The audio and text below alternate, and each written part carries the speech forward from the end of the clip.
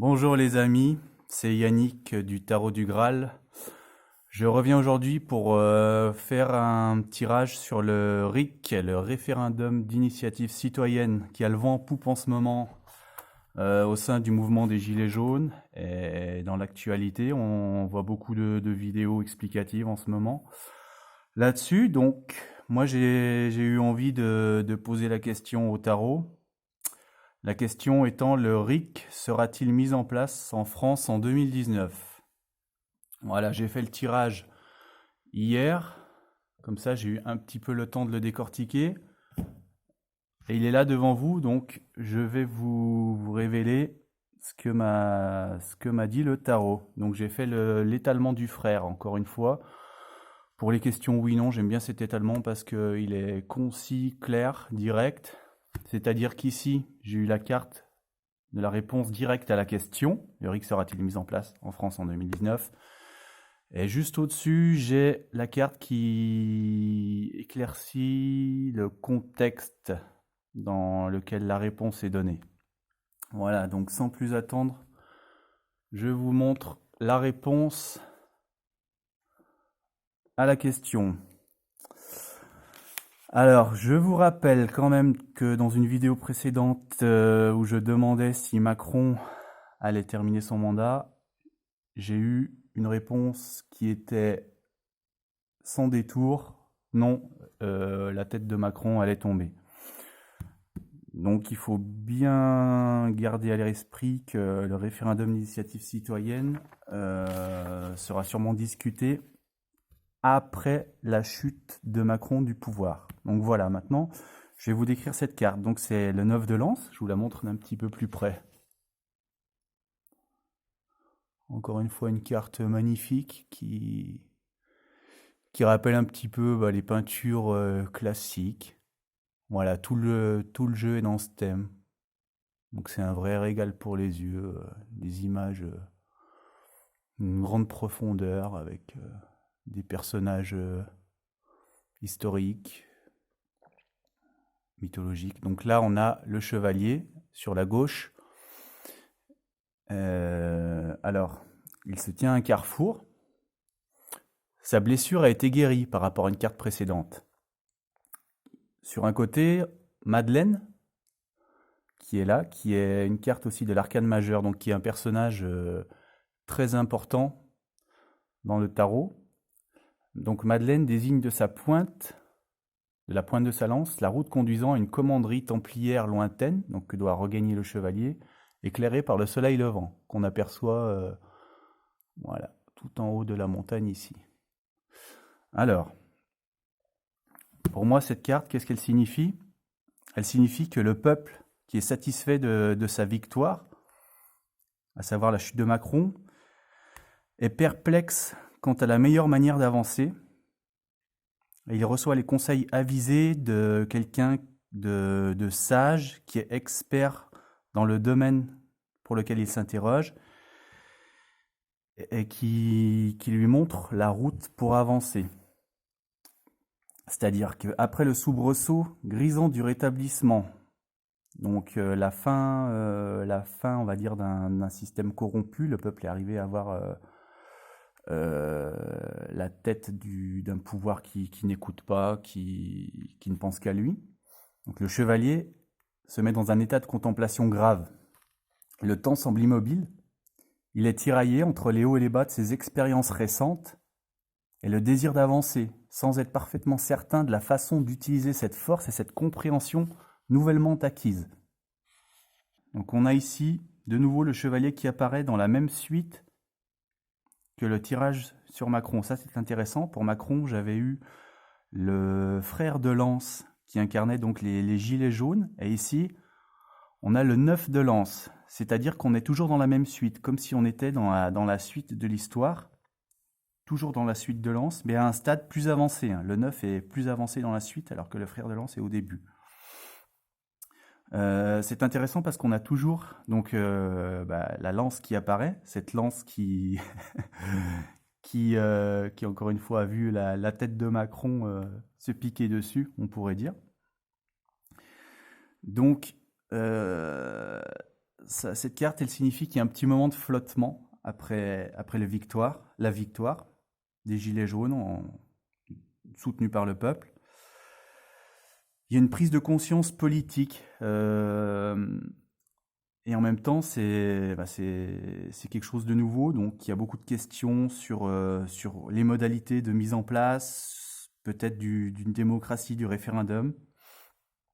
Donc, la sérénité le submerge le chevalier et en même temps, il perd la vision claire nécessaire à la prise de décision. Donc, il y aura sûrement beaucoup de discussions, beaucoup d'interrogations. Il est à un carrefour et il hésite à choisir la route à suivre. Donc, quel système sera le meilleur ? Quel sera le meilleur moyen de mener à bien finalement ces ambitions de justice? Voilà. Donc l'aide arrive sous les traits de Marie-Madeleine. Alors Marie-Madeleine, selon les textes gnostiques, c'était la disciple la plus proche du Christ. Elle connaissait des secrets qui étaient même inconnus des autres disciples. Elle incarne l'union de la sagesse et de la parole. C'est vraiment un personnage symbolique très important dans ce tarot. Sa nature patiente et passionnée, en fait une personne particulièrement appropriée pour inciter le chevalier à prendre la bonne décision. Donc dans la stupéfaction ambiante qui suivra l'écroulement du vieux système politique, peut-être de la Ve République en entier, voire même, ayant soif de démocratie et conscient de l'opportunité historique d'écrire enfin son histoire politique, le peuple français, donc qui est incarné par le chevalier, suivra finalement les conseils. Alors, je ne sais pas si c'est une personne, une institution, un organisme qui est représenté là sous les traits de Marie-Madeleine. Je ne sais pas, en tout cas, ça sera une entité passionnée, calme, qui connaît, entre guillemets, les mystères de la démocratie, comme Marie-Madeleine connaît les mystères du Christ, en fait, et qui sera capable de lui expliquer posément la meilleure voie à suivre, finalement.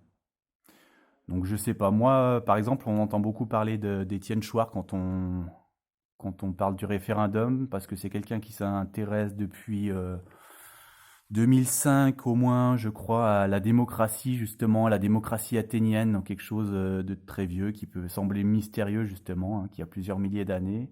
Et c'est quelqu'un, quand on l'écoute parler, qui parle très calmement. Donc c'est vrai que moi, j'ai tout de suite pensé à lui quand j'ai vu Marie-Madeleine, mais ça peut être autre chose, je sais pas.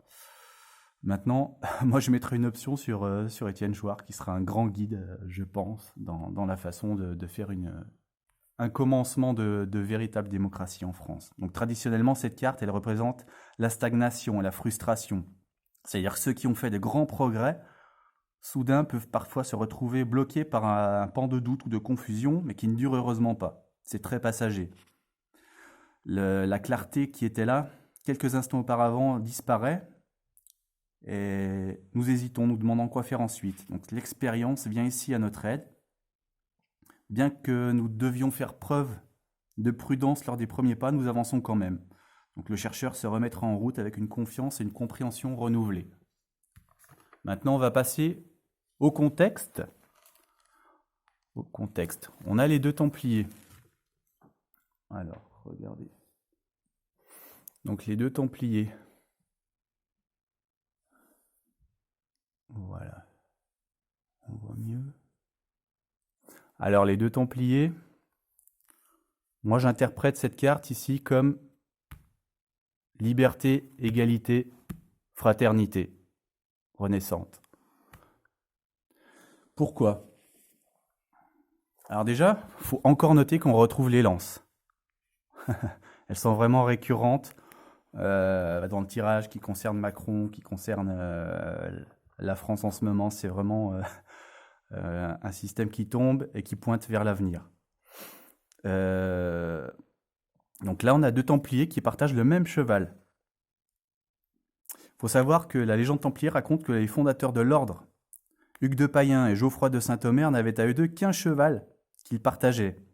Et la règle de l'ordre exigeait que toutes les possessions soient mises en commun entre frères, c'est-à-dire les vêtements, les armes, les chevaux, la literie, la nourriture, etc. les terres même, ce qui a constitué un fameux trésor, voilà, le trésor des Templiers. Donc ça, c'est l'égalité.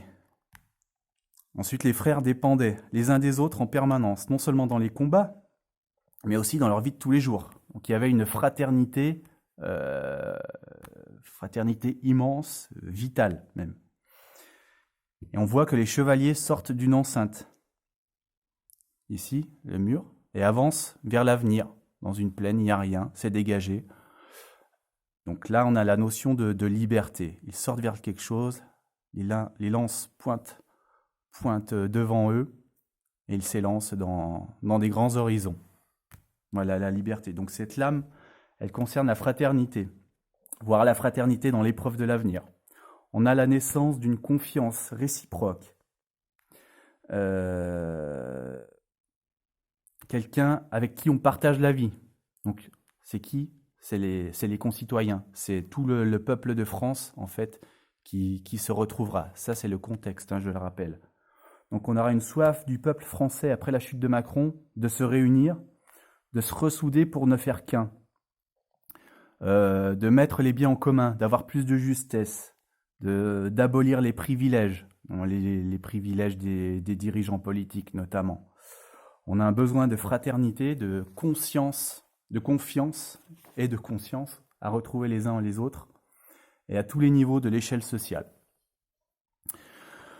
Donc voilà ce qu'on peut dire. Donc le référendum d'initiative citoyenne mis en place pour 2019, a priori non, mais en tout cas on en parlera beaucoup dans une ambiance de désir de justice sociale à tous les niveaux et d'union de la nation française qui reviendra.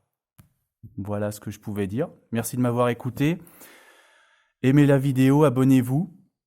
Et puis, n'hésitez pas à me demander en commentaire si des questions d'actualité qui peuvent intéresser tout le monde, vous aimeriez que je les pose au tarot et avoir une réponse. Merci beaucoup.